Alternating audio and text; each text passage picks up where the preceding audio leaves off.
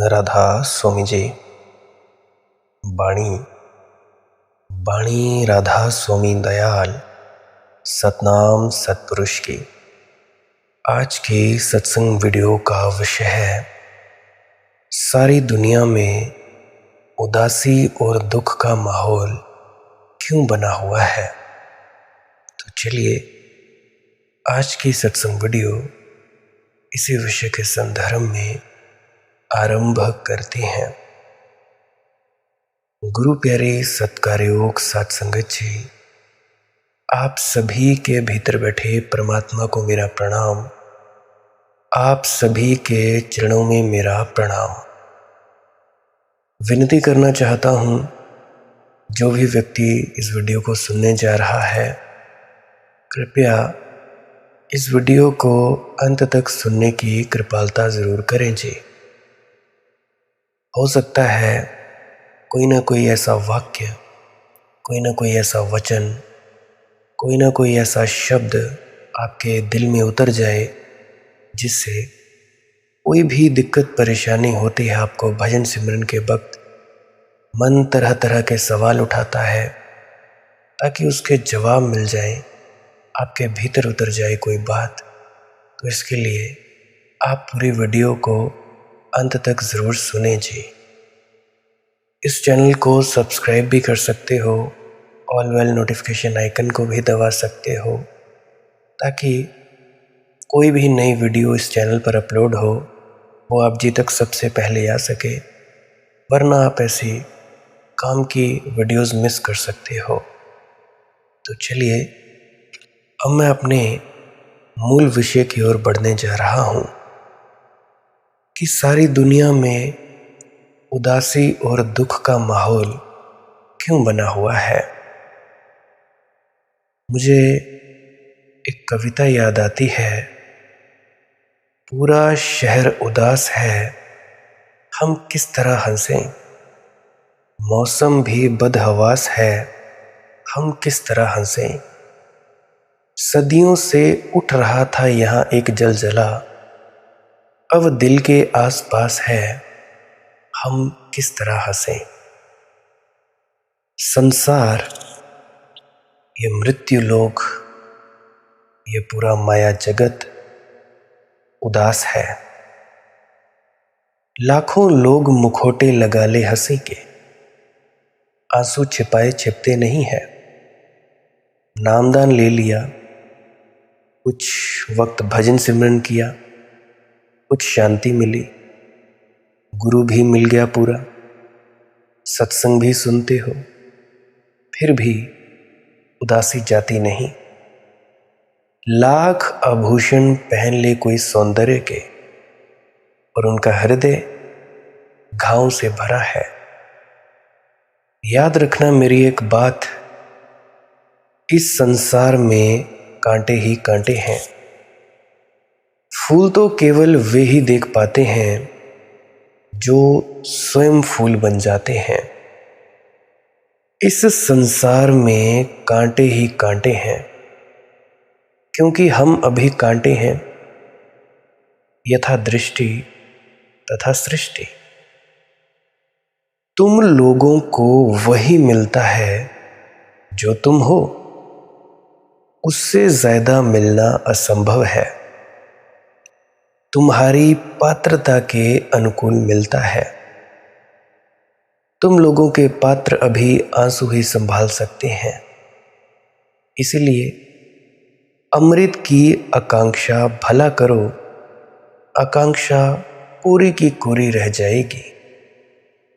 अमृत पाने के लिए अपने पात्र को निहारना होगा, उसे निखारना होगा।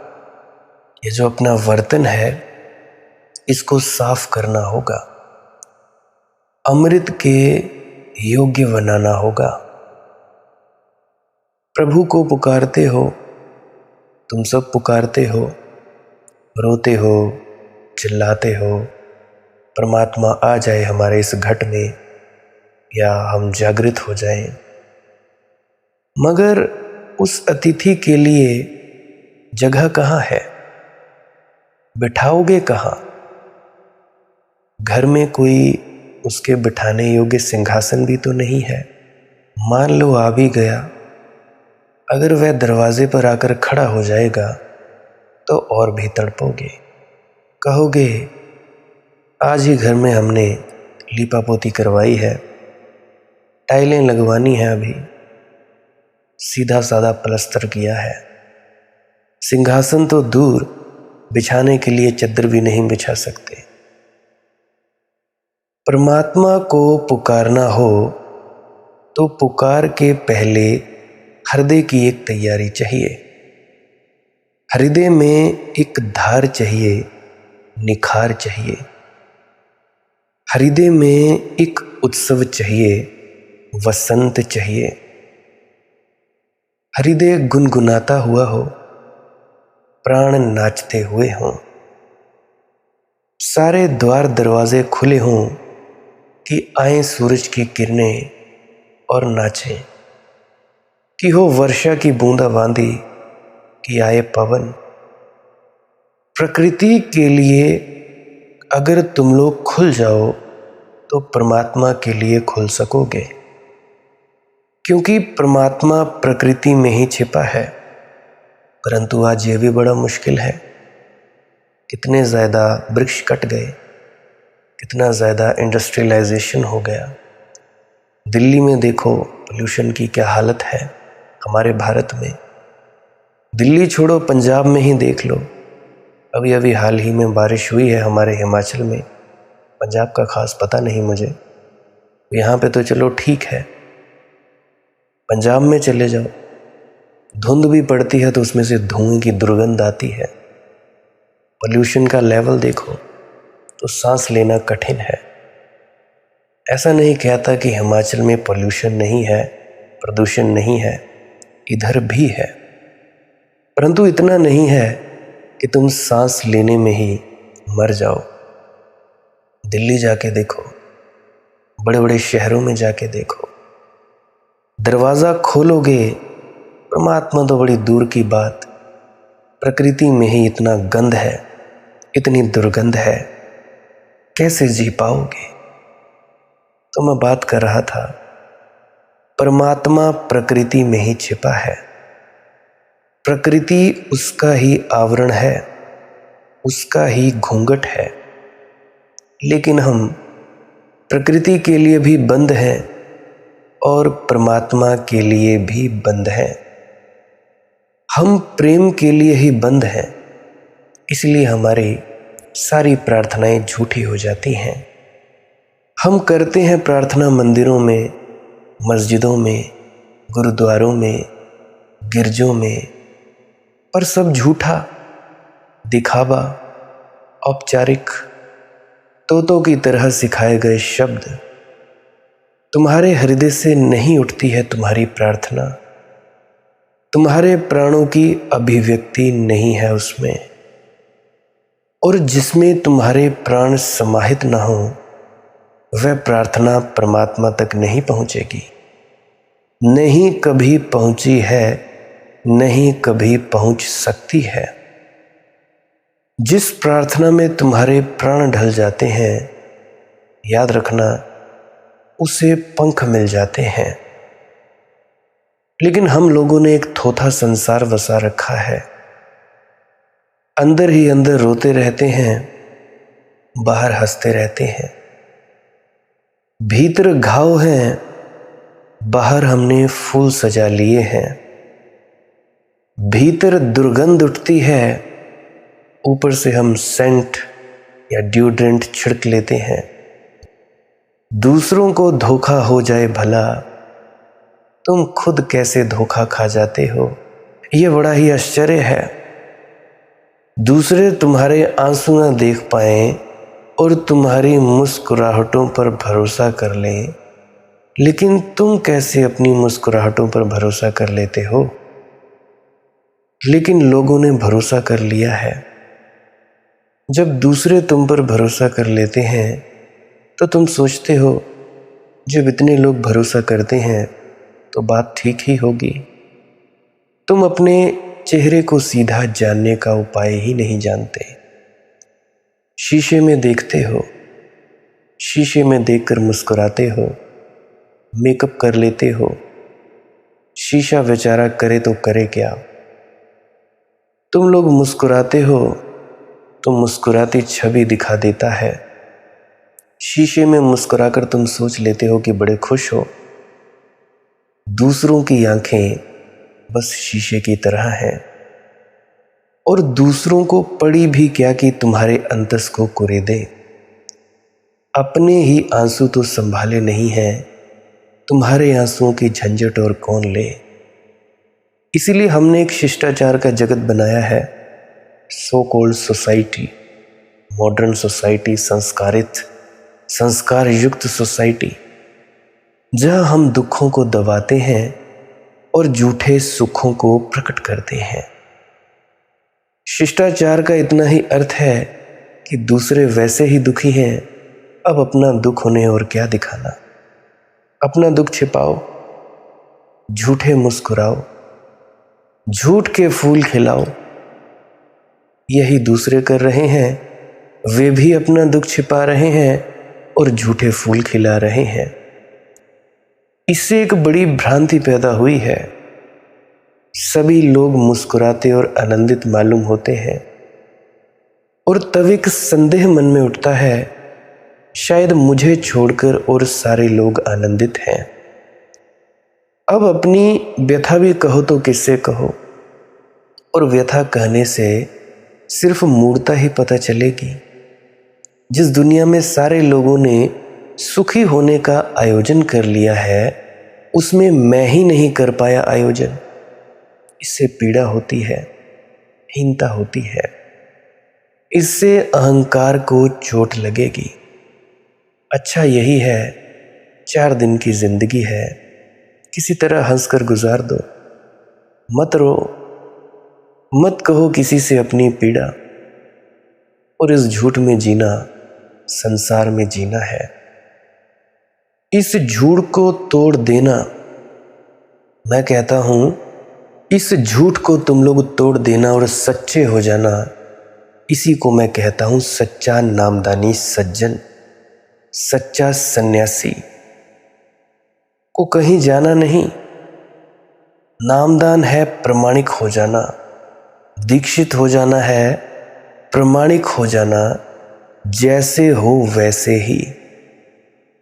नहीं कोई आवरण, नहीं कोई आभूषण, नहीं कोई मुखौटे, झूठ के सारे वस्त्र उतार देना ही नामदानी सज्जन हो जाना है। जैसे हो नग्न, जैसे भी हो बुरे भले, दुखी, पीड़ित, निष्कपट भाव से अपने को वैसा ही प्रकट कर देना। और याद रखना, एक क्रांति शुरू हो जाती है, अद्भुत क्रांति। क्योंकि जिस चीजों को हम छुपाते हैं वे बच जाती हैं।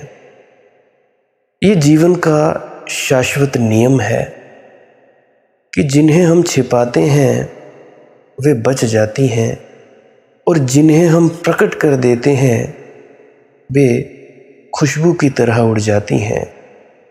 आंसुओं को दबाओगे, छाती में भरे रह जाएंगे। धीरे धीरे तुम्हारी छाती सिर्फ आंसू ही आंसुओं से भर जाएगी। तुम्हारे पास आत्मा नहीं बचेगी, बस आंसुओं का एक अंबार बचेगा। बह जाने दो आंसुओं को आंखों से, उड़ जाएंगे और तुम आंसुओं से मुक्त और तुम आंसुओं से रिक्त पीछे छूट जाओगे। आंसुओं के हटते ही, आंसुओं के जाते ही, आंसुओं के बहते ही आंखें स्वच्छ और निर्मल हो जाएंगी। लेकिन अब तक मनुष्य ने एक झूठा व्यवहार आरोपित किया है और उस झूठ के कारण करोड़ों लोग आनंद से वंचित हैं। और धर्म के नाम पर भी वही झूठ चलता है और भी ज्यादा चलता है। अधार्मिक आदमी में तो थोड़ी प्रामाणिकता भी होती है, धार्मिक आदमी में उतनी प्रामाणिकता भी नहीं होती। वह संसारिक झूठ ही नहीं बोलता, आध्यात्मिक झूठ भी बोलता है। ज़रा मैं उदाहरण दूं। तुम लोगों से कोई पूछता है ईश्वर है, और तुम कहते हो लोग हाँ है। ना तुमने जाना, ना तुमने देखा, ना तुमने पहचाना, और तुम कह देते हो है। तुम आध्यात्मिक झूठ बोल रहे हो। संसारिक झूठ क्षम्य है, आध्यात्मिक झूठ क्षम्य भी नहीं। ये तो झूठ की पराकाष्ठा हो गई। तुमने परमात्मा को भी अपने झूठ से ना बचने दिया। या कि हो सकता है तुम कहो नहीं है, तब भी तुम झूठ बोल रहे हो। क्या तुम लोगों ने खोजा और नहीं पाया? क्या तुमने खोज लिए अस्तित्व के सारे आयाम और पाया कि परमात्मा नहीं है? नहीं, तुमने खोजे नहीं सारे आयाम। यहां पे मार्कस भी झूठा है, जो कहता फिरता था ईश्वर नहीं है, क्योंकि ना कभी ध्यान किया, ना कभी प्रार्थना की। किस बलबूते पर मार्कस कहता होगा कि ईश्वर नहीं है? सिर्फ तर्क के आधार पर। तर्क से ईश्वर का क्या लेना देना है? तर्क तो वेश्या है। तुम्हारी सोच विचार बुद्धि किसी के भी साथ हो लेता है। और तर्क तो बड़ा चालबाज है। तर्क तो वकील है। जो भी तर्क को समझा ले, बुझा ले, उसके साथ हो लेता है। और तर्क तो बड़े रास्ते निकाल लेता है। मार्कस केवल तार्किक अर्थों में कह रहा है कि ईश्वर नहीं है, क्योंकि तर्क से ईश्वर सिद्ध नहीं होता। और ये जो तुम्हारे तथाकथित महात्मा हैं, इनमें भी कोई भेद नहीं है। उन्होंने भी कभी ध्यान नहीं किया। और जिसको सभी कहते हैं कि प्रार्थना है, केवल टोटा रटंत, लाख दोहराओ, ओम जय जगदीश सरे, ईश्वर अल्लाह तेरे नाम, सबको सन्मति दे भगवान। तुम लोगों के दोहराने से कुछ भी नहीं होगा। काश इतना आसान होता कि राधा स्वामी कहने से तुम लोगों में विनम्रता आ जाती। सेवा ही करने से तुम लोगों में विनम्रता आ जाती। ईश्वर को नहीं जाना है, वह भी तर्क से ही माना है कि बाबा जी महाराज कहते हैं कि परमात्मा है, शब्द रूप है, तो होगा। तर्क कि जब इतना विराट जगत है तो कोई बनाने वाला होगा। जब इतने महान पुरुष स्टेज पर बैठ के कुछ बोल रहे होंगे तो कुछ ना कुछ ठीक ही कह रहे होंगे। तर्क है। और मार्कस कहता है कि अगर इस जगत को बनाने वाला कोई है तो फिर उसको भी बनाने वाले की ज़रूरत होगी। ऐसे ही अंत ना आएगा। जगत को परमात्मा ने बनाया, और उसको किसी और परमात्मा ने बनाया, और उसको किसी और ने बनाया। अंत कहाँ होगा? जहाँ भी रुकना चाहेंगे सवाल उठेगा, इसको किसने बनाया? तो इतनी व्यर्थ की यात्रा पर क्यों जाना? सीधी बात क्यों स्वीकार नहीं करते कि जगत अनबना है, किसी ने नहीं बनाया? ये भी तर्क है। तर्क के बड़े जाल हैं। मुझे एक बात याद आती है कि लाला झगड़ू राम से उसका मित्र टिल्लू कह रहा था कि झगड़ू भाई हद हो गई।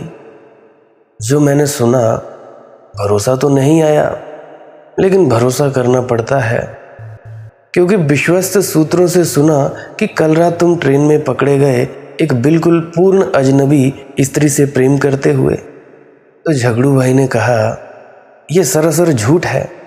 इस संसार में तो कोई भी पूर्ण नहीं है। तर्क देखते हो, बचने का उपाय देखते हो, कैसे दामन को बचाकर निकल गया। तर्क से वही सिद्ध हो सकता है, वही असिद्ध हो सकता है। इसीलिए तर्क का भरोसा ना करना।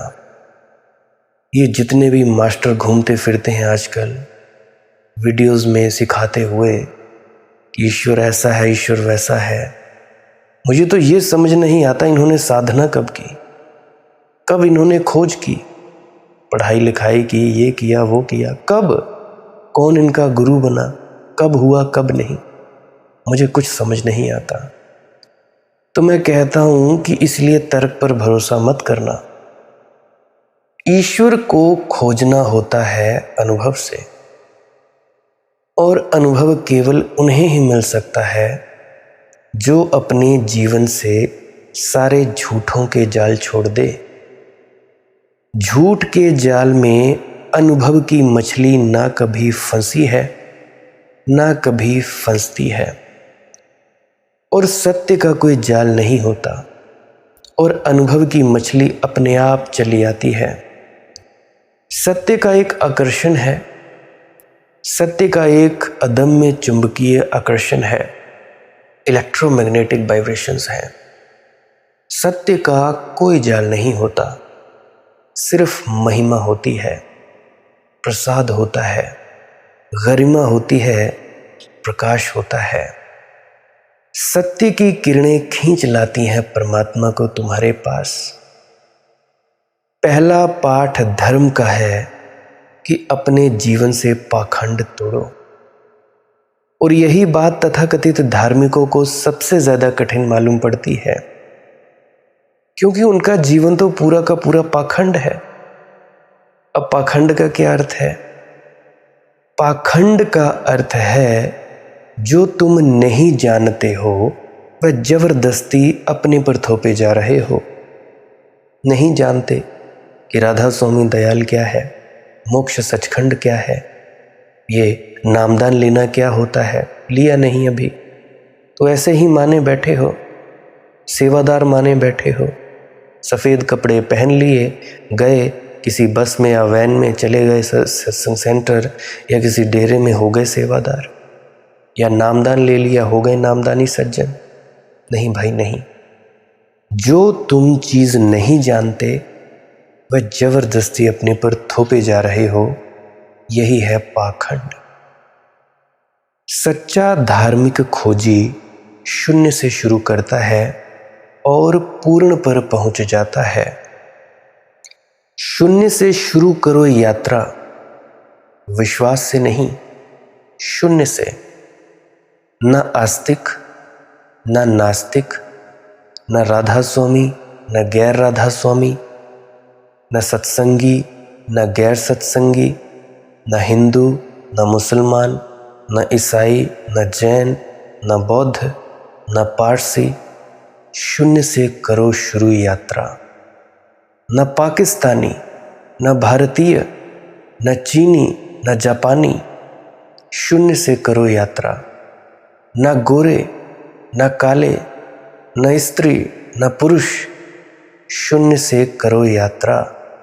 न आस्तिक, न नास्तिक, सारी धारणाओं को हटा दो, चित्त को धारणाओं से मुक्त कर लो, क्योंकि सभी धारणाएं उधार हैं, और जो भी उधार है उससे नगद परमात्मा नहीं पाया जा सकता।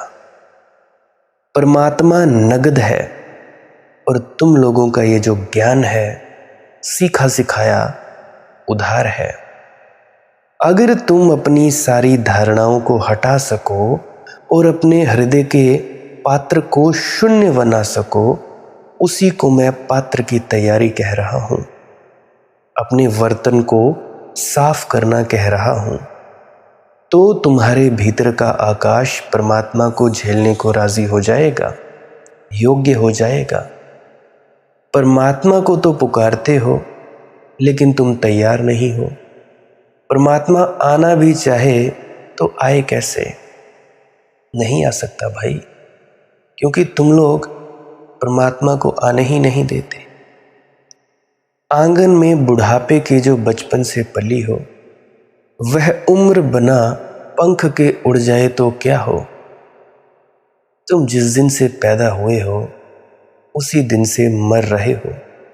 जागो, सचेत हो जाओ, और ये उम्र उड़ ही जाएगी, बिना पंख के ही उड़ जाएगी। आज है, कल का कुछ भरोसा नहीं।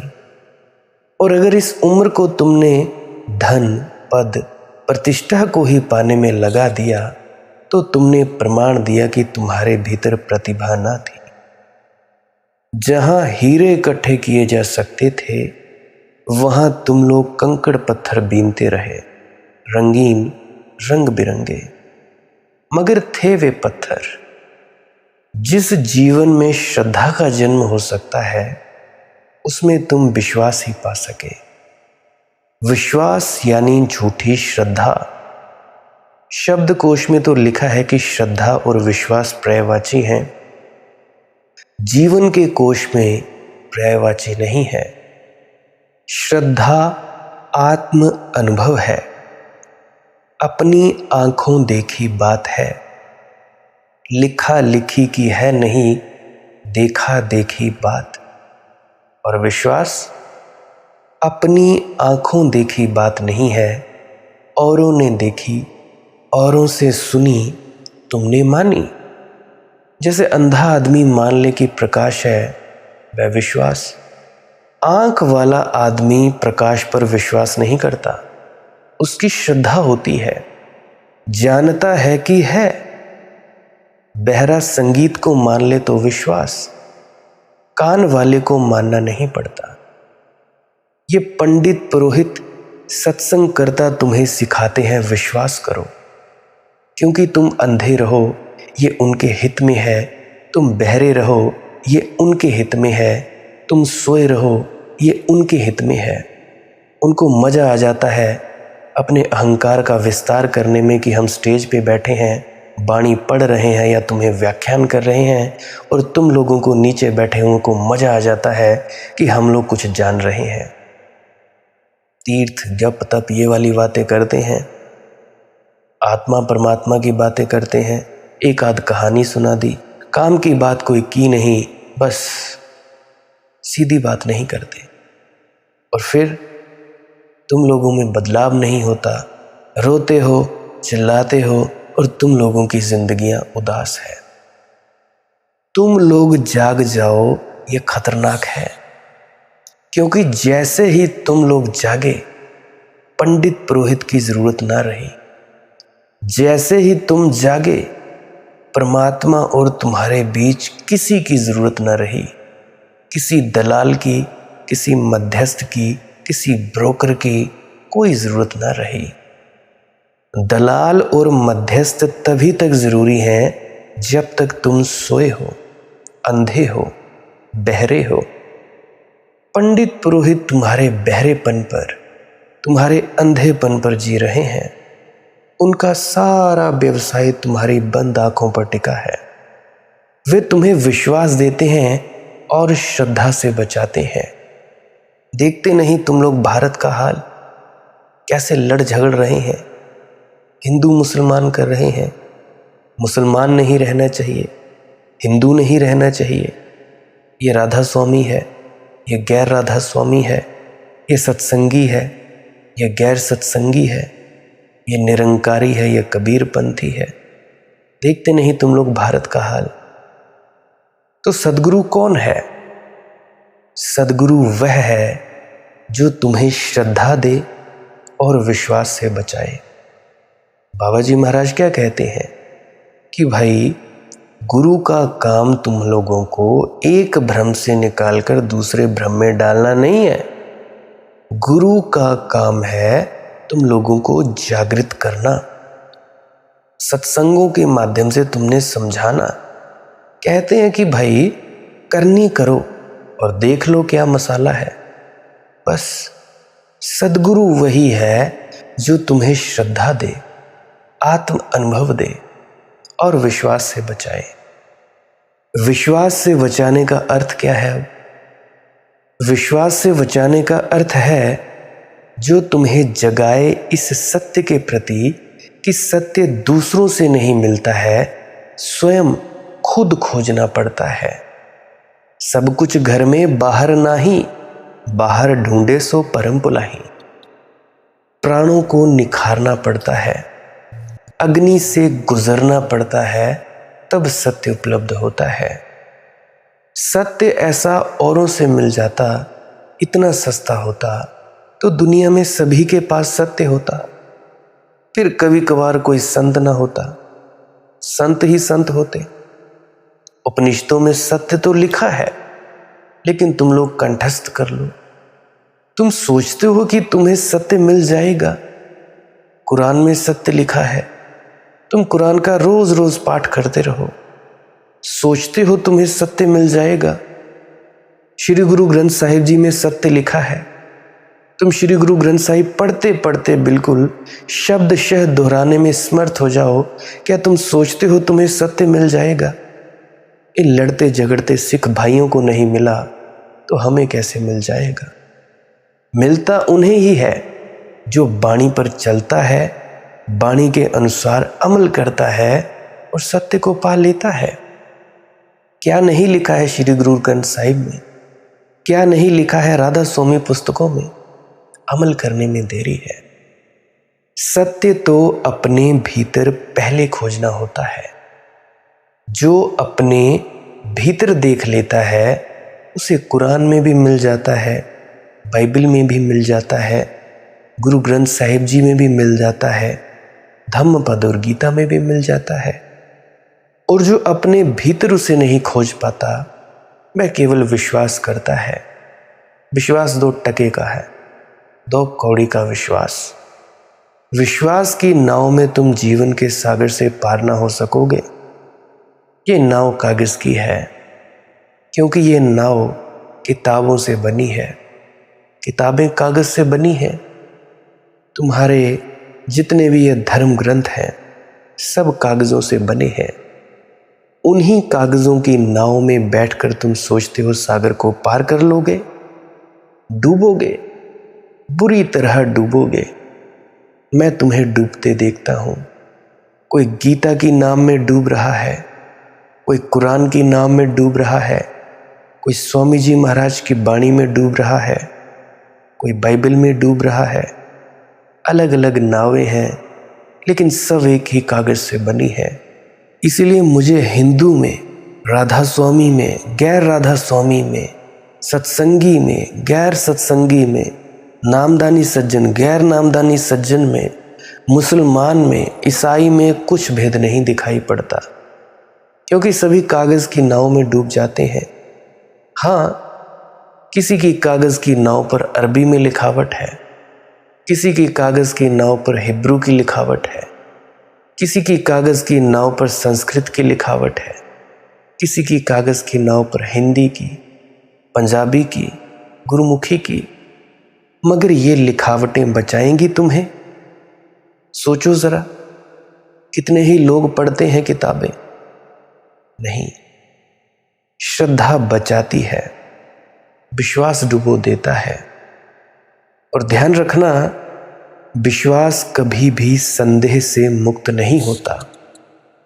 हर विश्वास के भीतर संदेह जलता रहता है, जलेगा ही, सीधी बात है।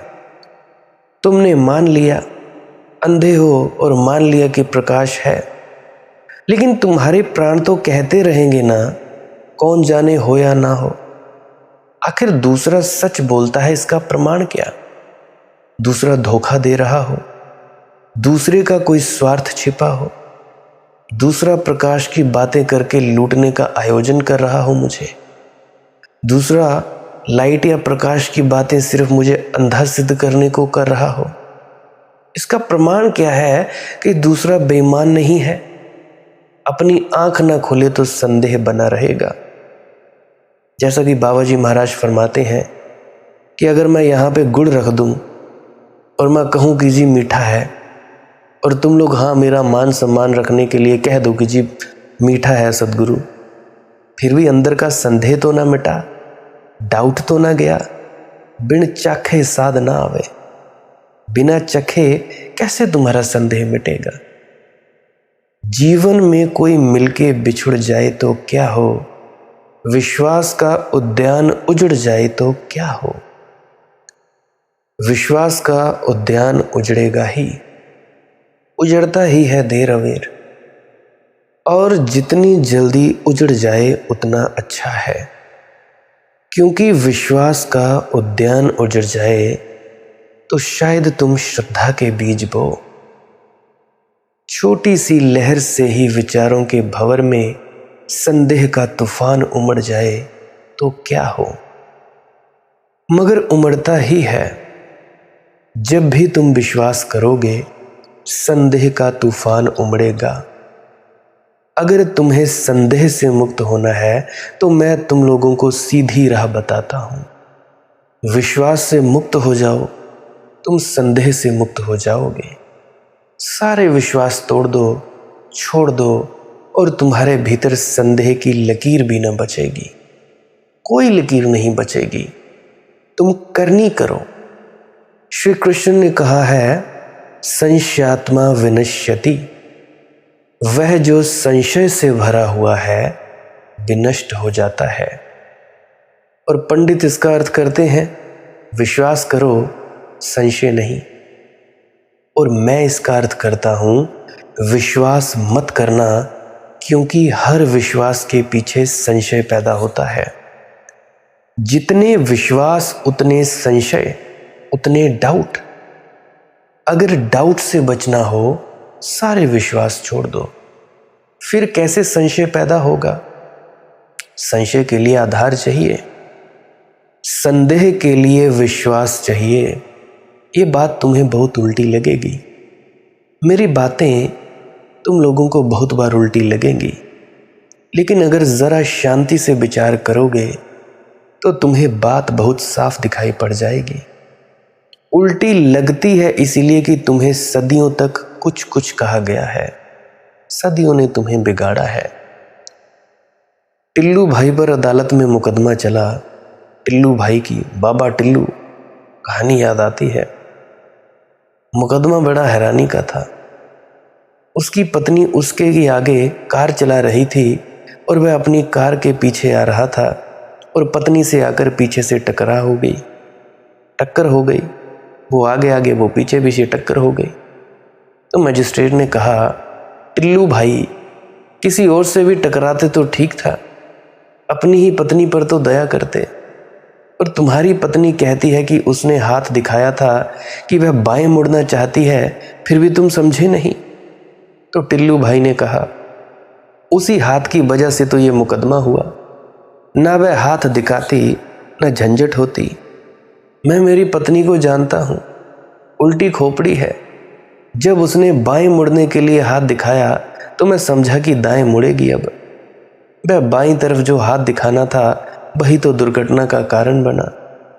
ना यह दुष्ट बाईं तरफ हाथ दिखाती इंडिकेटर जला के, ना मैं धोखे में आता। इसे मैं भली भांति जानता हूँ। 20 वर्षों का सत्संग चल रहा है इससे। ये पहला मौका है कि इसने बाईं तरफ का इंडिकेटर दगाया और बाईं तरफ मुड़ी। सदियों से तुम्हें एक पाठ सिखाया जा रहा है, तुम्हारे खून में मिल गया है, तुम्हारी हड्डियों में समा गया है कि विश्वास करो, क्योंकि विश्वास से तुम संदेह से मुक्त हो जाओगे। इससे बड़ा झूठ दुनिया में दूसरा नहीं है। विश्वास तो तुम कर रहे हो, संदेह से कहाँ मुक्त हुए हो? हर विश्वास संदेह ले आता है। जितने विश्वास उतने ज्यादा संदेह, क्योंकि एक विश्वास और 10 संदेह ले आता है। जिस आदमी ने ईश्वर पर विश्वास नहीं किया, क्या ईश्वर पर संदेह कर सकता है? जिस आदमी ने आत्मा पर विश्वास नहीं किया, क्या आत्मा पर संदेह कर सकता है, डाउट कर सकता है? संदेह का पहला चरण है, पहले विश्वास करो फिर संदेह हो सकता है। वो है ना, एक ऐड आती थी, पहले इस्तेमाल करो फिर विश्वास करो। ये वो वाला मामला है कुछ। तो श्री कृष्ण से मैं बिल्कुल राजी हूं। संशयात्मा विनश्यते। संशयात्मा निश्चित विनष्ट हो जाता है, लेकिन संशय को कैसे विनष्ट करें? इस डाउट को कैसे खत्म करें? विश्वास से संशय विनष्ट नहीं होता। विश्वास को जाने दो और उसके साथ ही संशय की छाया भी चली जाती है। कर्म करो। संशय विश्वास की छाया है। ना संशय है ना विश्वास। उस अवस्था को मैं शून्य कह रहा हूं। उस अवस्था को मैं ध्यान कहता हूं, जब तुम्हारे भीतर ना विश्वास है ना संशय है। जब तुम कहते हो अभी मैं जानता ही नहीं तो कैसे निर्णय लूं? पक्ष में या विपक्ष में कैसे कुछ कहूं? अभी मैं चुप ही रहूंगा, कुछ ना कहूंगा। अभी मैं हाथ खाली रखूंगा, कुछ भी ना पकड़ूंगा। जब तक मैं ना जान लूंगा तब तक नहीं पकड़ूंगा। और मजा ये है कि जो जान लेता है उसे पकड़ना नहीं पड़ता। जो जान लिया वह तुम्हारा हो जाता है। तुम पकड़ो ना पकड़ो, सवाल ही नहीं उठता। जो जान लिया वह तुम्हारे प्राणों का अंग हो जाता है। उस जानने को मैं श्रद्धा कहता हूं। श्रद्धा आत्मबोध है। विश्वास दूसरों के द्वारा सिखाई गई बात है। इस दुनिया में बहुत सारे संदेह हैं, क्योंकि इस दुनिया में पंडित पुरोहितों ने बहुत विश्वास फैलाया है। सद्गुरु वह है जो तुम्हें विश्वास से मुक्त कर दे, संशय से मुक्त कर दे और तुम्हारे भीतर प्राणों में एक ऐसी अभीप्सा जगा दे कि सत्य को जानना है, मुझे जानना है, स्वयं जानना है। महात्मा बुद्ध ने कहा है, अपदीपो भव, अपने दिए स्वयं बनो। तुमने अभी जो बनाया है, जो घर, बड़ा झूठा है। रेत की छत है और पानी की दीवारें हैं। कितने मजबूत बने आशियां हमारे हैं। एक गुमशुदगी की वीरानी है घेरे हमको। हम हैं महफूज की इतने बड़े सहारे हैं, इतने बड़े सहारे। फिर भी अगर तुम्हारा जीवन व्यर्थ हो जाए तो आश्चर्य तो नहीं है। मृत्यु आए और तुम्हें खाली हाथ पाए तो कुछ आश्चर्य तो नहीं है। मृत्यु आए और फिर तुम पछताओ, लेकिन पछताने से क्या होगा? अब पछताए क्या होता है जब नील गायें चुग गई खेत। हमारे हिमाचल में नील गाय होती है, खेतों को चर जाती हैं, फिर तो समय नहीं बचा। और जो भूलें तुमने इस जीवन में दोहराई हैं, वही भूलें तुम अगले जीवन में भी दोहराओगे, क्योंकि बार बार दोहराने से भूलों को दोहराने की आदत हो गई है। अभी जागो, और जागने का एक ही उपाय है, किसी जागे हुए के साथ प्रेम कर लो, किसी जागे हुए के साथ मोहब्बत कर लो, किसी जागे हुए का हाथ पकड़ लो। अभी हाल ही में पिछले दिन एक और प्रश्न पूछा गया था मुझसे कि मनदीप बेटा, ये दृष्टा क्या होता है, साक्षी क्या होता है, जागरूक अवस्था क्या होती है? देखो, साक्षी का मतलब क्या है, इसे थोड़ा समझो। साक्षी का मतलब है देखने वाला, गवाह। अब जैसे अदालत में पेश किया जाता है कि गवाह को पेश किया जाए। अब गवाह कौन? गवाह वो, अब जैसे तुम लोग अपने घर के छत पर खड़े हो और नीचे गली मोहल्ले में दो व्यक्ति लड़ रहे हैं। एक व्यक्ति ने दूसरे को चाकू मार दिया, छुरा मार दिया या मारपीट की, ठीक है। अब वो चले गए अदालत में या कोर्ट में। अदालत में चले गए तो वहाँ पे कहा जाएगा कि गवाह को पेश किया जाए।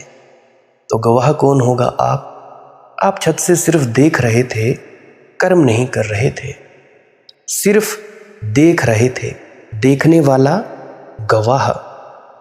तो ये तो मेरे ख्याल से आपको समझ आ गया होगा कि गवाह क्या है। अब थोड़ा और आगे बढ़ता हूं। मैं शरीर नहीं हूं, ऐसा किसको अनुभव होता है? सोचो जरा। मैं मन नहीं हूं, ऐसा किसको अनुभव होता है? ऐसा कौन इनकार करता चला जाता है कि मैं यह नहीं हूं, मैं यह नहीं हूं या मैं यह नहीं हूं? एक तत्व है हमारे भीतर दर्शन का, दृष्टि का, दृष्टा का, देखने का। हम देख रहे हैं, हम जांच रहे हैं। वह जो देख रहा है वही है साक्षी, वही है दृष्टा, वही है गवाह।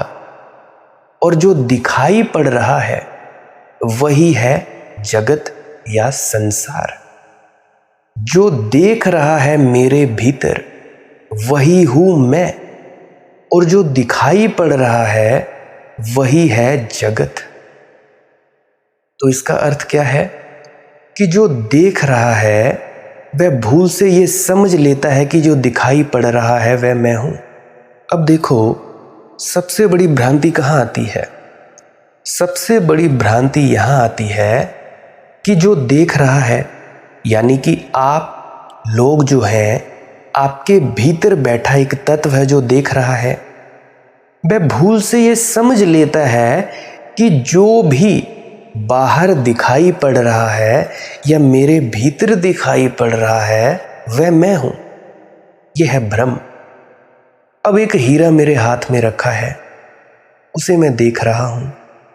अगर मैं ये कहने लगूं कि मैं हीरा हूं तो भाई मेरा भ्रम है, क्योंकि हीरा मेरे पास रखा है, दिखाई पड़ रहा है, ऑब्जेक्ट है, एक विषय है, और मैं देखने वाला अलग हूं। देखने वाला सदा ही अलग है उससे जो दिखाई पड़ता है। देखने वाला कभी भी दृश्य के साथ एक नहीं है। देखने वाला सदा ही दिखाई पड़ने वाले से अलग है। अब अगर आप लोग मेरे सामने बैठो तो फर्ज करो कि मैं आप लोगों के सामने बैठा हूं, तो मैं आप लोगों को देखता होऊंगा। मैं अलग हूं, आप लोग अलग हो। मैं आप लोगों को देखूंगा क्योंकि मैं आप लोगों से अलग हूं, और आप लोग मुझे देखेंगे क्योंकि मैं आप लोगों से अलग हूं। तो जो भी दिखाई पड़ता है वह आप लोगों से अलग है। परंतु आप लोगों ने क्या भ्रम बना रखा है कि जो भी मैं देख रहा हूं वो मैं अलग नहीं हूं उससे। विचार उठते हैं आपके भीतर, आप लोग सोचते हो ये विचार मैं हूं। किसी ने मेरे विचारों को आहत कर दिया जी, मेरी बेइज्जती कर दी। विचार आप कैसे हो सकते हो? क्योंकि विचार आते हैं, रुकते हैं और जाते हैं। कैसे हो सकते हो आप विचार? अब शरीर है, शरीर आप कैसे हो सकते हो? ये देह आप हो कैसे सकते हो? क्योंकि शरीर के अंग कटते हैं फिर भी आप होते हो। शरीर सो जाता है फिर भी आप होते हो। सपना देखते हो फिर भी आप होते हो। बराबर है ना? बात आ रही है आप लोगों को समझ में? सपना देखते हो फिर भी आप होते हो, सपना नहीं होता फिर भी आप होते हो। तो आप लोग एक तादाद में बना बैठे हो कि ये शरीर मैं हूँ, ये बेटा मैं हूँ, ये घर मैं हूँ, ये घड़ी मैं हूँ, ये आईफोन मैं हूँ, ये एंड्रॉयड फ़ोन मैं हूँ, सैमसंग का फ़ोन मैं हूँ, ये लैपटॉप मैं हूँ। तो ये सब चीज़ क्या है?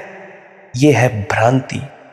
इस भ्रांति को तोड़ना है और अंततः उस शुद्ध तत्व को खोज लेना है जो सदा ही देखने वाला है और कभी दिखाई नहीं पड़ता।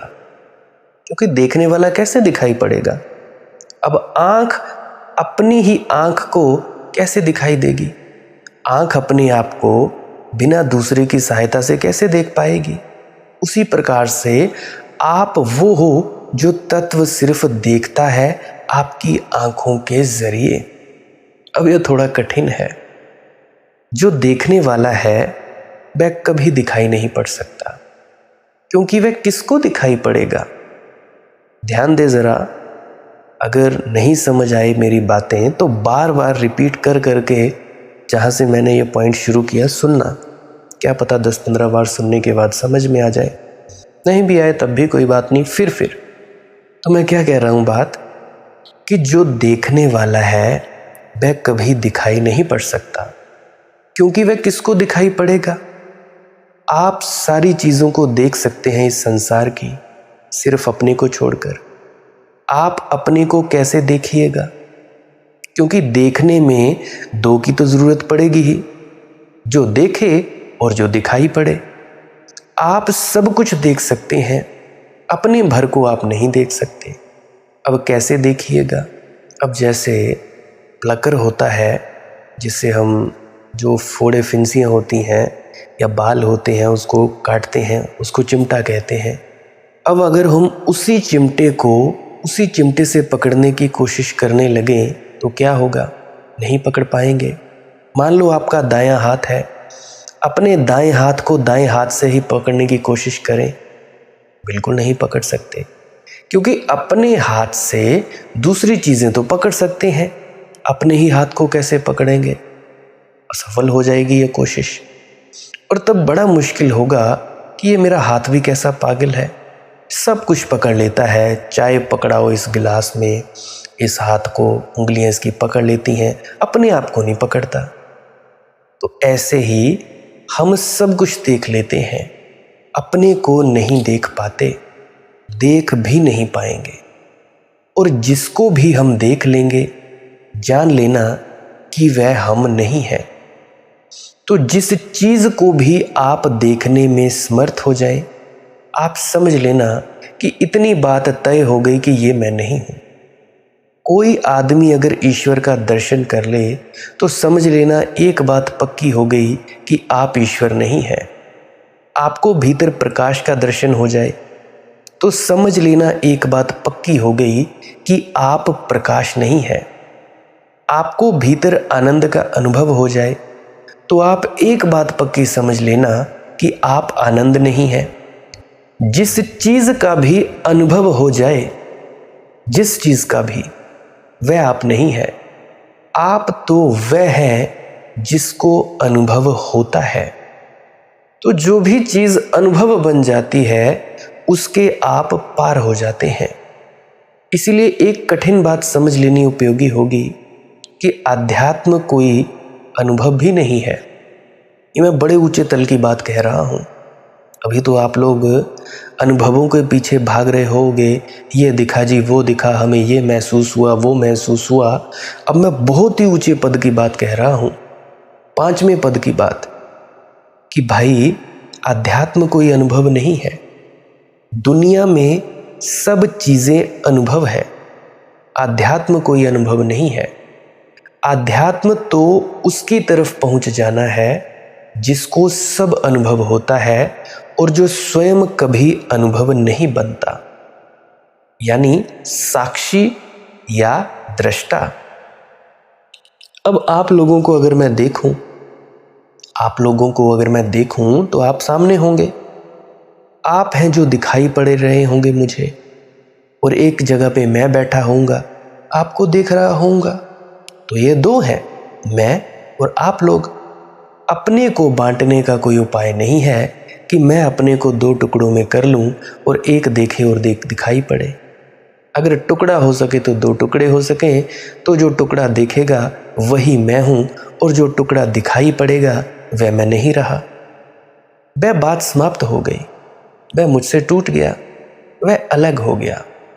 तो उपनिषद की व्यवस्था, प्रक्रिया, विधि यही है, नियति नियति, कि ये भी नहीं, ये भी नहीं। इसलिए कहा जाता है कि परमात्मा को व्याख्यायित किया ही नहीं जा सकता, नहीं किया जा सकता। फिर भी मुझ जैसे मूढ़ों की थोड़ी सी कोशिशें हैं कि शब्दों में व्याख्यान करने की, नाकाम कोशिशें।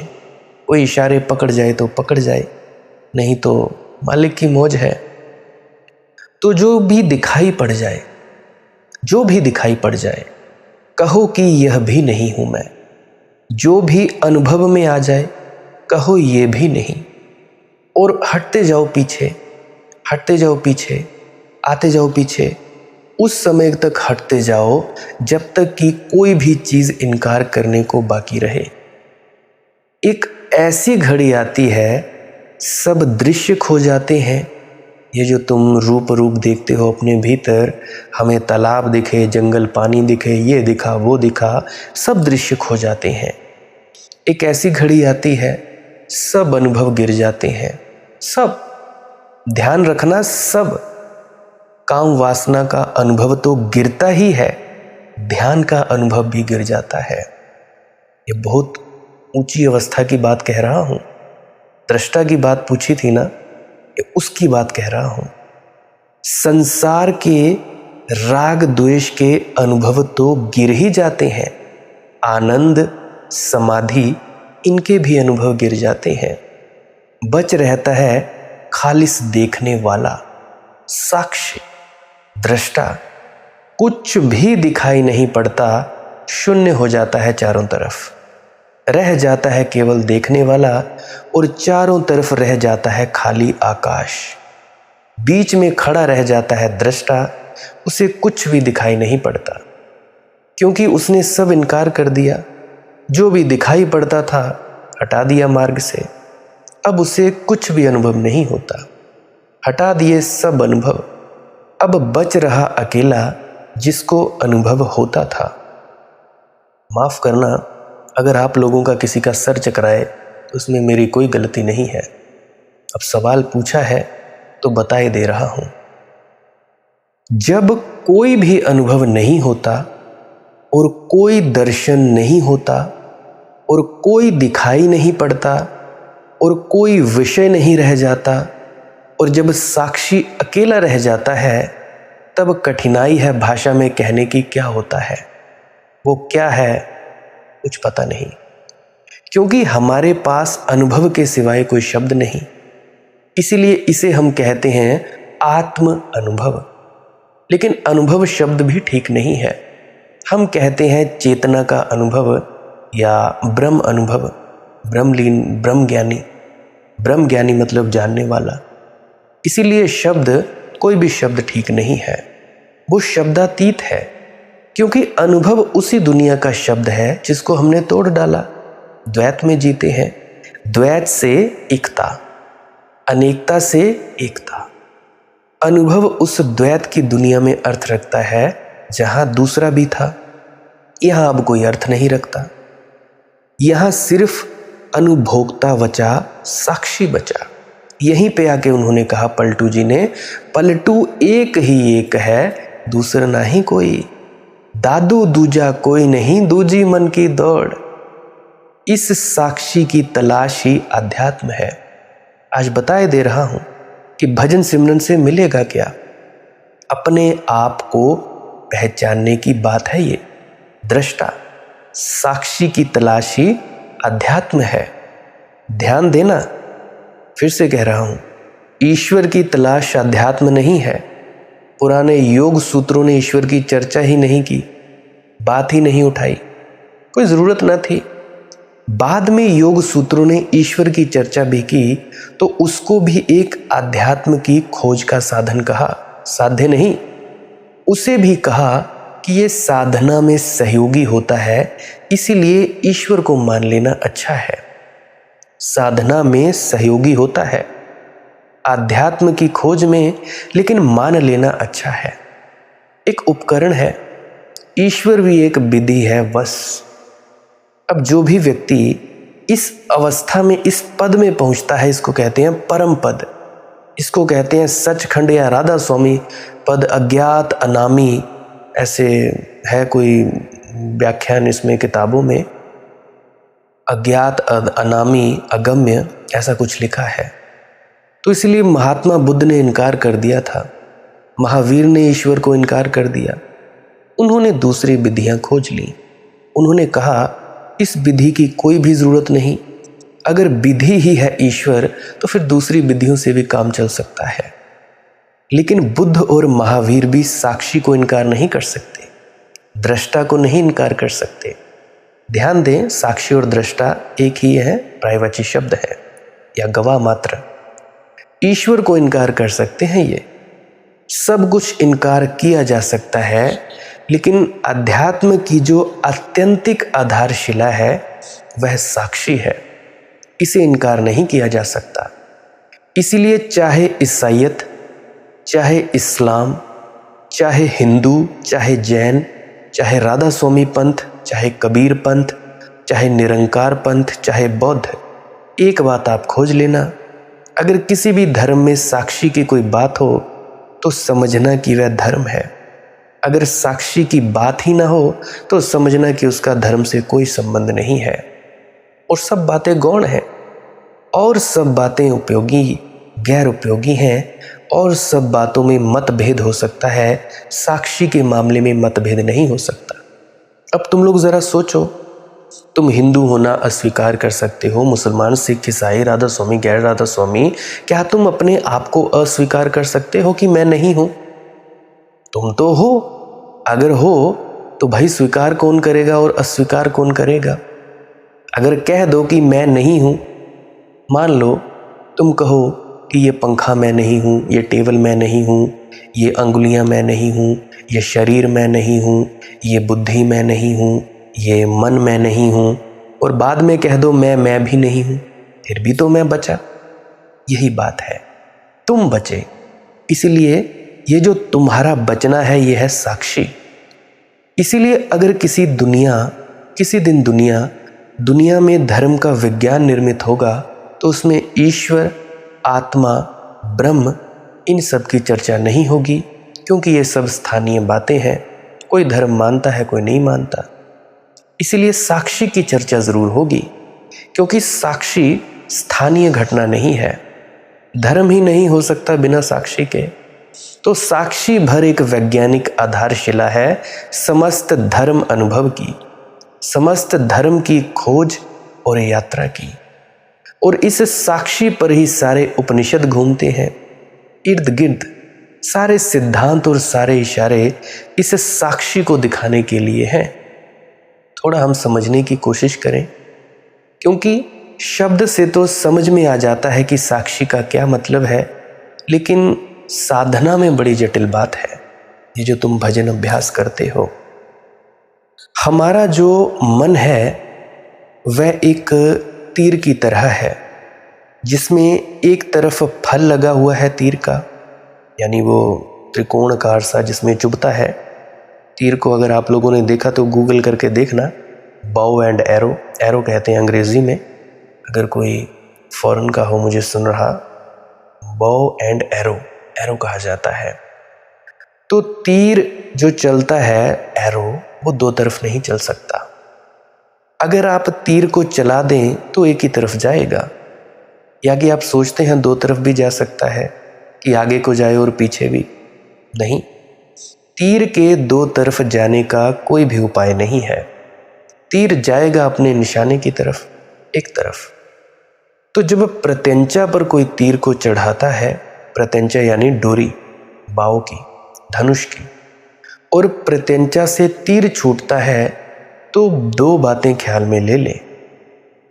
प्रत्यंचा जहां वह चढ़ा था, यानी डोरी, वहां से छूट जाता है, दूर हटने लगता है, और जहां वह नहीं था, साध्य, लक्ष्य, उस तरफ बढ़ने लगता है। एक स्थिति यह थी कि प्रत्यंचा पर तीर चढ़ा था, दूर बैठा था पक्षी वृक्ष पर, या आजकल एशियन गेम्स आती हैं या उसमें तीर कमान का वो चलता है, तो दूर जो हमारा लक्ष्य होता है वहां पे चुभा। तीर था प्रत्यंचा पर, उस जो लक्ष्य है उस पर था नहीं। फिर छूटा तीर, प्रत्यंचा से दूर होने लगा और आसपास घूमने लगा अपने लक्ष्य के। फिर एक स्थिति आई कि वो लक्ष्य की छाती में चुभ गया, और वो जो प्रत्यंचा थी वो खाली रह गई, और तीर लक्ष्य को भेद कर गया। अब आप बंदूक का भी उदाहरण ले सकते हो। बंदूक में गोली थी, सामने पक्षी था, बंदूक की गोली जैसे ट्रिगर दबाया, बंदूक में से निकली, पक्षी को लगी। अलग अलग चीज़ें हैं। तो इस तरह से तीर और कमान। तो ध्यान पूरे समय हम यही कर रहे हैं कि जब भी हमारे ध्यान का तीर छूटता है तो हमारी प्रत्यंचा से खाली हो जाता है भीतर से, और जिसकी तरफ जाता है उस पर जाकर टिक जाता है। कोई चेहरा आपको सुंदर लगा, तीर छूट गया ध्यान का, गोली लग गई। भीतर नहीं है अब तीर, अब ध्यान भीतर नहीं है, अब ध्यान भागा और दौड़ा और सुंदर चेहरे से जाकर लग गया। सड़क पर जो हमारी सड़कें होती हैं, हीरा पड़ा है, तीर छूट गया प्रत्यंचा से। जब ध्यान भीतर नहीं है, अब ध्यान भागा, दौड़ा और जाकर चुभ गया हीरे की छाती में। अब ध्यान हीरे में है, अब आप में नहीं है, या ध्यान अब कहीं और है। तो आपके सब ध्यान के तीर कहीं कहीं जाकर छिद गए हैं। आपके पास भीतर कोई ध्यान नहीं है, हमेशा बाहर की तरफ जा रहा है। इसको कहते हैं बहिर्मुखी साधना। तीर तो एक तरफा ही हो सकता है, लेकिन ध्यान दो तरफा हो सकता है, और वही हो जाए तो साक्षी का अनुभव होता है। ध्यान का तीर दो तरफा हो सकता है, उसमें दो फल हो सकते हैं।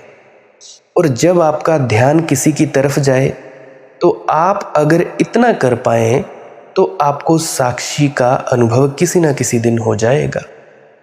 जब आपका ध्यान किसी पर जाए, रास्ते से गुजरती कोई लड़की, कोई लड़का, आपका ध्यान अटक गया, तब आप अपने को बिल्कुल भूल गए। यहाँ भीतर ध्यान ना रहा, अपने आप में ध्यान ना रहा। अब आप होश में नहीं है, अब आप बेहोश हैं, क्योंकि आपका होश तो किसी और के पास चला गया। बाहर जो चल रहा था लड़का या लड़की, अब आपका होश तो उसकी छाया बन गया। अब आप होश में नहीं है, बेहोशी में है।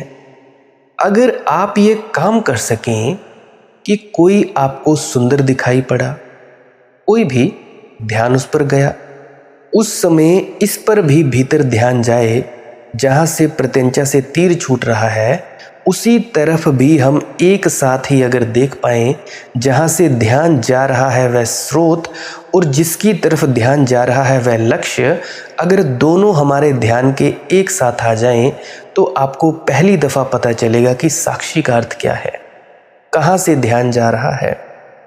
उस स्रोत का अनुभव होना चाहिए, कहां से ध्यान पैदा हो रहा है। अब ऐसे है, बंदूक से गोली गई, ध्यान अपने, जैसे पक्षी सामने था, बंदूक पकड़ी हुई है, जो गोली है वो पक्षी में भी लगे और उसका ख्याल बंदूक में भी हो, दो तरफा लक्ष्य।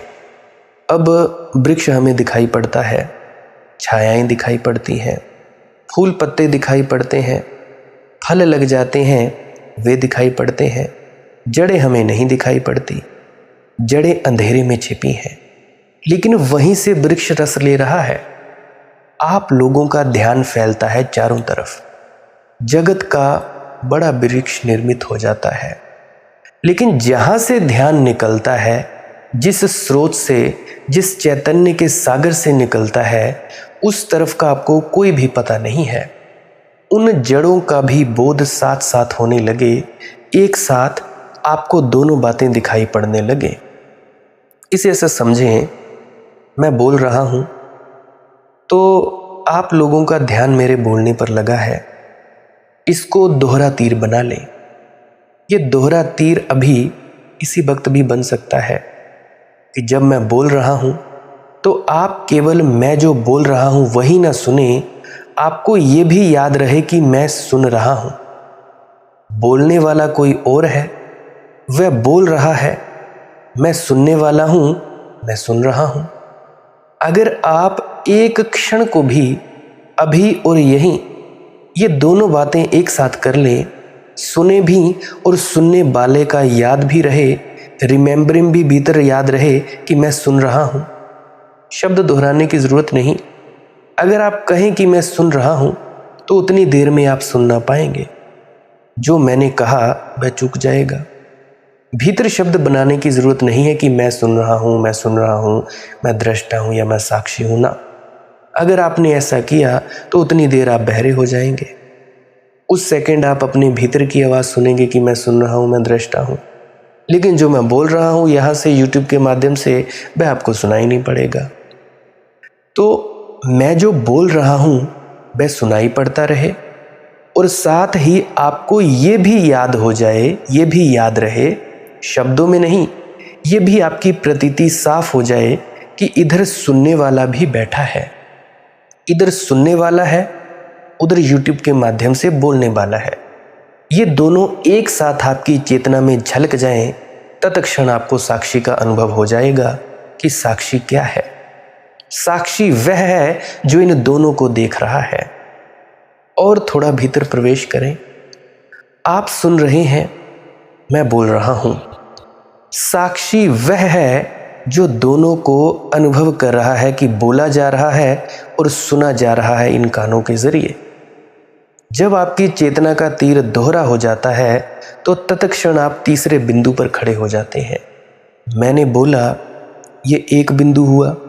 साधारणतः आपका ध्यान इसी पर लगा रहता है।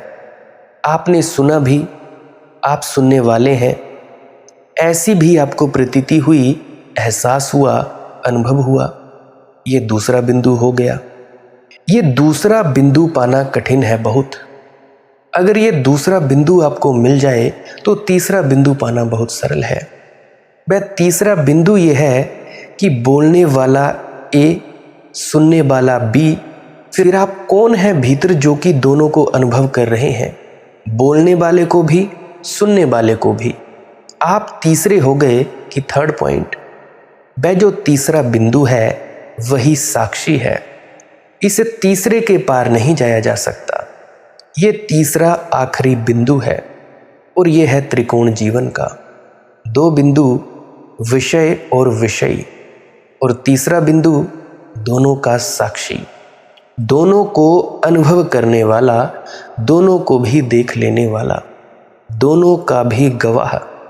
मेरे ख्याल से आप लोगों को समझ आ गया होगा कि मैं साक्षी किसको कहता हूँ। संतों ने जागृत अवस्था किसे कहा है कि वो जो सुनने वाले को भी देखे और बोलने वाले को भी देखे। ये उदाहरण है साक्षी की दृष्टा की। तो जिसे अपने होने का अनुभव हो जाता है, जिसे साक्षी का अनुभव हो जाता है, इस जगत में वह अपना मालिक स्वयं हो जाता है। तो इसीलिए प्रार्थना करता हूँ परमात्मा से आप में विवेक जगे, आपको बातें समझ आए।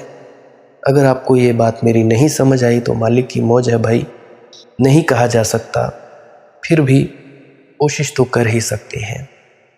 नाकामयाब कोशिश है, कह दिया है, पता नहीं आपको समझ आया होगा या नहीं आया होगा, इससे मेरा कोई लेना देना नहीं है। फिर भी बोलूँगा, बोलता रहूँगा, क्या पता आपको समझ में आ जाए। तो भाई, सिमरन के शब्दों को जाप करने से ये मत समझ लेना कि हम ध्यान कर रहे हैं। ध्यान है अपने भीतर उतरते चलते जाना, करने का नहीं। तो इसीलिए भजन सिमरन करते रहिए, ध्यान में उतरते रहिए, सांस क्रिया करते रहिए और कुछ ना करने में डूबते रहिए। भजन सिमरन क्या है? भजन और सिमरन दो अंग हैं। सिमरन है कुछ शब्दों का जाप करना जो आपको आपके सद्गुरु द्वारा बताए जाते हैं। कोई भी जाप हो सकता है, कोई भी शब्द हो सकते हैं। करना क्या है?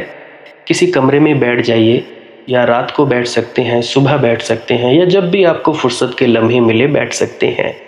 तो जब बैठें तो शरीर को बिना हिलाए डुलाए बैठना है। जो बैठ नहीं सकता तो वो लेट जाए, जो चौकड़ी नहीं मार सकता वो टांगे सीधी कर ले। कोशिश ये रहनी चाहिए कि ज़्यादा से ज़्यादा वक्त शरीर को बिना हिलाए डुलाए बैठा जाए। उसके बाद अपने शब्दों का जाप शुरू कर दें। आंख बंद रखें, आंखों पर ज़्यादा जोर नहीं लगाना है, कोई कष्ट नहीं देना है, नहीं तो सर में दर्द होगा और फिर आप लोगों को परेशानी हो सकती है। तो आपने क्या करना है? चुपचाप शांत होकर बैठे रहना है, शब्दों का जाप शुरू कर देना है। जितनी देर भी आप करना चाहो, आधा घंटा, पौना घंटा, 10 मिनट, 15 मिनट, या जितनी भी आपको आपके सद्गुरु द्वारा दिया गया निर्देश है, जितना निर्देश है उसका पालन कीजिए। और उसके बाद दूसरा स्टेप करना बड़ा ही ज़्यादा ज़रूरी है। वो क्या है? वो उसी अवस्था में बैठे रहें या आसन भी बदल सकते हैं।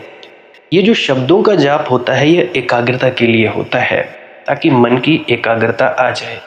और जब मन की एकाग्रता आ जाए फिर दूसरा कदम क्या है? धुन सुनने के लिए बैठना। चुपचाप बैठे रहें, आंख बंद है, शब्दों का जाप बंद कर देना है।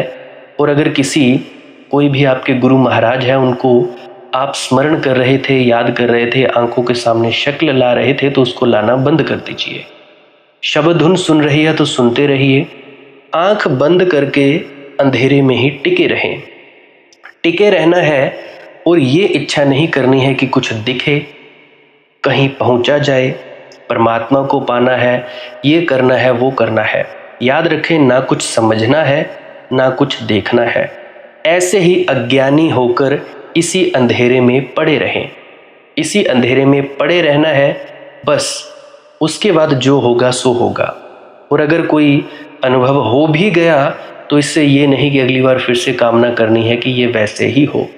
कामना ही सबसे बड़ी अड़चन है, इच्छा ही सबसे बड़ी अड़चन है, किसी चीज़ की तृष्णा करना ही सबसे बड़ी अड़चन है, मांग ही वासना है। अगर परमात्मा चाहिए तो कुछ नहीं मांगना है, चुपचाप बस बैठो, अपने आराम में बैठो, अपने विश्राम में बैठो। धीरे धीरे धीरे वो होगा जो होना चाहिए। अगर मैं ज़्यादा बोलूँगा तो आप लोग फिर से उसकी कल्पना कर लोगे कि जी ऐसा होता है, खंड ब्रह्मांड ऐसे होते हैं, चांद तारे दिखेंगे, फलाना ढिकाना। तो मैं ऐसा नहीं कहूँगा। मैं बस इतना कहूँगा, जो कुछ दिखता है, कुछ भी दिख जाए, वो मन है, वो माया है। जो नहीं दिखता वही आत्मा है, वही आत्मा में होना है। अब जैसा कि तुम लोग इसी अंधेरे में टिके रहोगे, टिके रहोगे, टिके रहोगे, तो कुछ दिनों के बाद या महीनों के बाद एक प्रकाश आएगा। वो प्रकाश पूरे शरीर में फैलता जाएगा और धीरे धीरे तुम इस प्रकाश के सहारे अपने आप में स्थित होगे। अब देखो, इस प्रकाश को देखने वाले भी तुम हो और इस शब्द धुन को सुनने वाले भी तुम हो। अब जो ये शब्द धुन को सुनता है और प्रकाश को देखता है, ये तुम हो।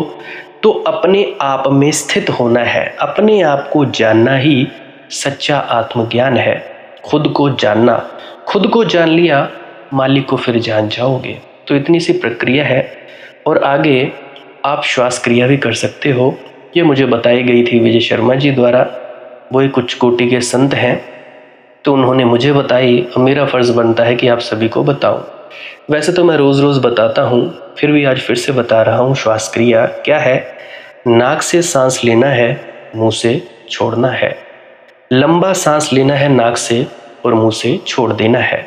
15 मिनट करें, 20 मिनट करें, आधा पौना घंटा, जितनी देर भी आप कर सकते हो करें।